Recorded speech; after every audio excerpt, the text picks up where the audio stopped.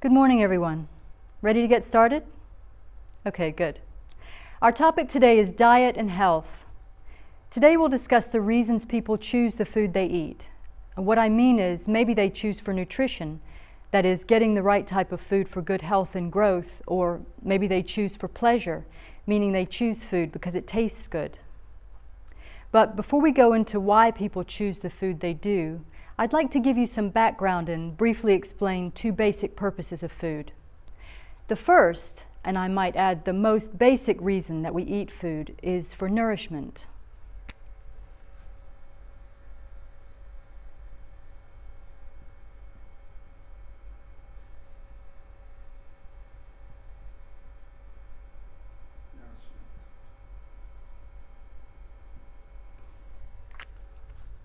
Let me explain this.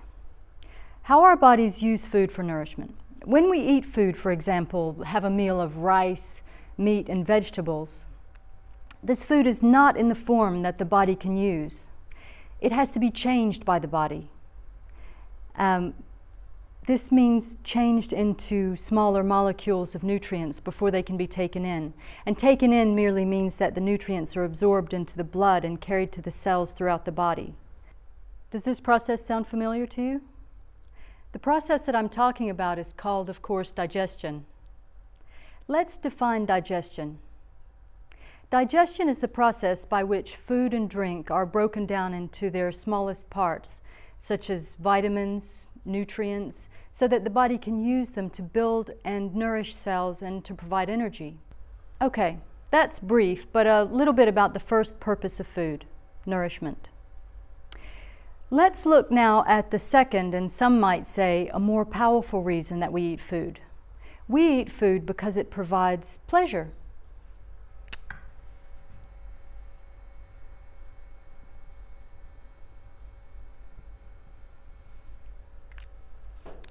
You know what I'm talking about, right?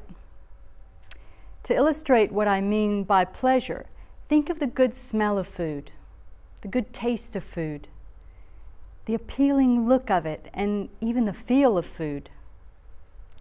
Pleasure and food have a strong connection for most people. Let me give you a few examples.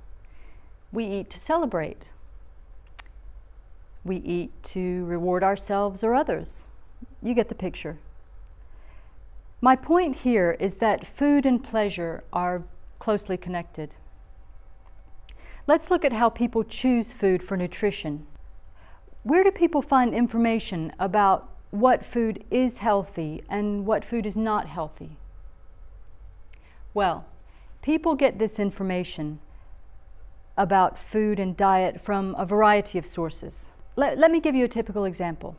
That is, the United States Department of Agriculture, the USDA. This is a federal government agency that researches and gives advice and recommendations to people about health and diet issues. You've probably heard about the food pyramid that they publish, right? Well, as you might guess, people don't always listen and take this advice and make their food choices based on these studies. Why is this? Well, nutritional advice can be confusing for a variety of reasons. One reason is that there are a lot of studies with a lot of information about nutrition. Some findings in these studies are quite controversial. People find it hard to make sense of it. There's so much conflicting advice about good nutrition and a lot of marketing, a lot of advertising for food. All this information can tend to confuse people rather than help them, make good choices. I want to look at a perfect example of this point. Potato chips. Look at the potato chip shelf in any store and you're faced with a lot of choices. For example, you might see regular potato chips, low-fat chips, even no-fat chips, chips with salt, chips with low salt, and chips with no salt. There are chips made out of potatoes, sweet potatoes, and even rice. At least 9 choices. Wow, 9 choices, and I'm sure you can find more. How does a person decide what kind of chips to choose? He might read the label on the back of the bag, But even when we read the nutritional labels on the bags, you know, the label that tells us about the fats, salt, and carbohydrates in the food, we're not sure how to balance this nutritional information and our desire for pleasure. So you can easily understand a person saying, I give up. It's just too hard to be healthy. I'm going to just choose the one that tastes the best, and it's just too much for me to understand and decide on. I want to move on and share a really interesting cross-cultural survey that was done by an American psychologist and a French sociologist on the differences between French and American attitudes towards food. Let's look in detail at one example of different attitudes. The French are more likely to choose food on the basis of pleasure. Yep, that's right, pleasure.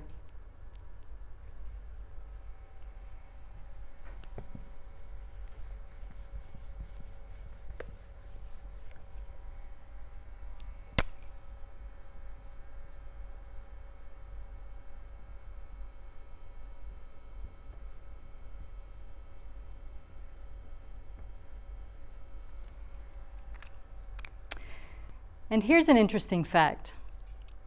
The French are, in general, healthier and thinner than Americans. In contrast, they found that Americans have the opinion that certain foods, like fats, for example, are as bad as poison. Poison! And the interesting thing here is that even though they see it as poison, this doesn't stop them from eating the poison, that is the fat. But they eat it with two feelings: pleasure and guilt.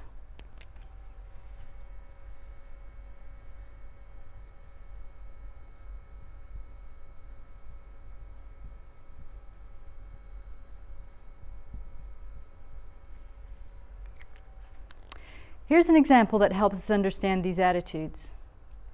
People in the survey were asked, what comes to mind when you hear the phrase chocolate cake?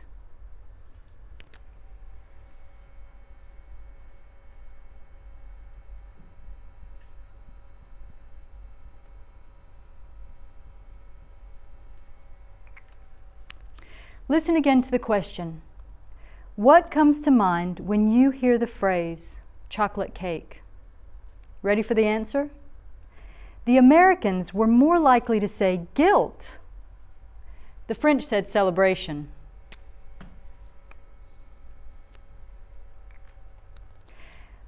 What can we learn from this?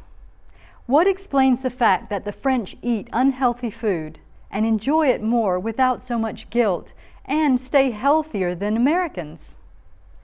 One idea is that the French eat, but they eat with a strict set of rules. Here are some examples of what they mean, a few of the rules that influence their diet.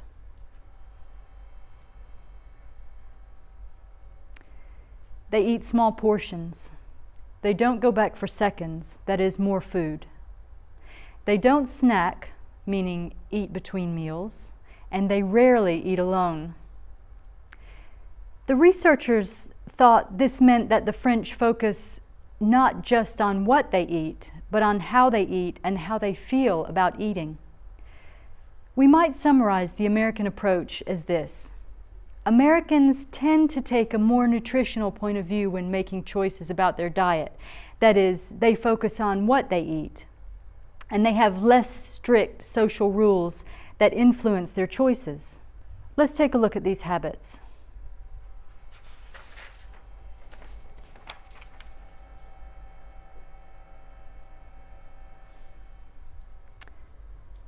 So Americans generally don't control portions, eat second helpings, snack between meals. So let's wrap up. You can see that choosing food is a quite complex process. To choose food wisely requires more than just understanding nutrition and digestion. Our choices are influenced by scientific information, pleasure, social habits, and feelings. And we need to understand all of these if we want to answer the question, how do people choose their food?